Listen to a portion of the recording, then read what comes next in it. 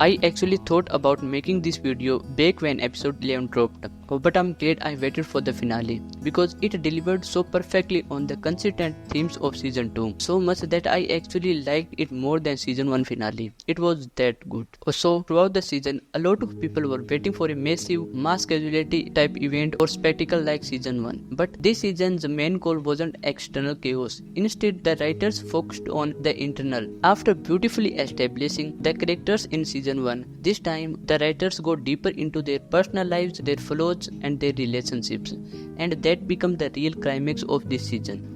The show introduced so many layers in characters that we, the audience, kept drifting between sides. Let's take the example of the central conflict between Robbie and Al Hashimi, which fans have been fighting over this whole season. They both have their own strengths as characters, but the show doesn't shy away from showing their other side. Like, let's take the example of probably the most tragic arc of the entire season, Dr. Al Hashimi. At first, people didn't connect with her and didn't even like her that much. She felt distant and different, but as the season unfolds, everything about her hits harder and harder. It was revealed that after being seizure-free for an entire year, she suffers 2 back-to-back seizures this day. Now, she is miserable about something she has absolute no control over. What makes it worse is her relationship with Robbie. She trusted him and told about it, but he didn't fully understand her because he is too drowned in his own darkness.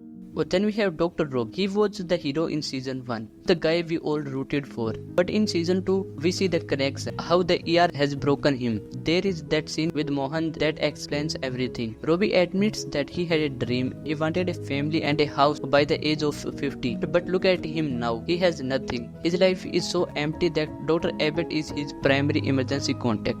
This explains his complicated relationship with Mohan. He sees his younger self in her, that same passion and caring too much attitude. Robbie isn't being a jerk for fun. He is trying to scare Mohan away from a path that leads to a suicidal theme and an empty house. Robbie and Al Hashimi had this rivalry throughout the season, but in the end no one really wins. They both lose in their own ways. Their final moment says everything. Both of them are crying in the end, but the outcome feels completely different. Al Hashimi's story ends in darkness.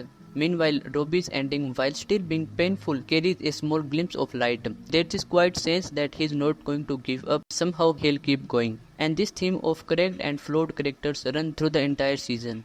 Even the secondary conflict like Santos and Langdon keep us drifting sides. Santos acts like a pariah because of her past assault and lack of trust, while Langdon is just a man with a temper and an addiction, trying to find his confidence again.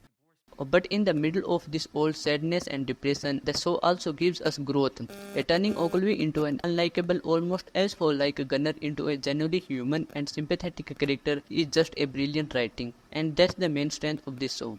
It doesn't rely on spoon-feeding or dumbing things down. It trusts its audience and respects them. But the way everything slowly builds up and then delivers in incredibly satisfying. Moments like Langdon finally gaining confidence and having a small win with that neck patient, or after a terrible day, Mel and Santos going to karaoke. And even everyone watching fireworks after the shift ends, it hits all the emotions perfectly. Because there are no heroes who will defeat evil in the end. These are just people who fail and fall apart and then try to rise again and do better, even when the odds are against them. And that's the sign of truly great writing. In the end, season 2 wasn't a step down from the scale of first, as lots of people are thinking. It was a step inward.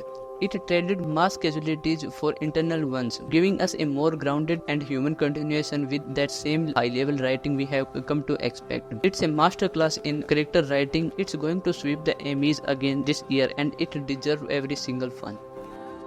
Can you see him tired and shivering? He's stumbling to the day. Can you see his lips are quivering like he's forgotten how to pray? Can you see her way is perilous? She's absorbing all the blows. And who will now take care of us in the hills and valleys, the highs and lows? All I know is you need someone in the by and by. Need someone who is gonna cry for you. Yeah, you need by and by. Need someone who's gonna cry.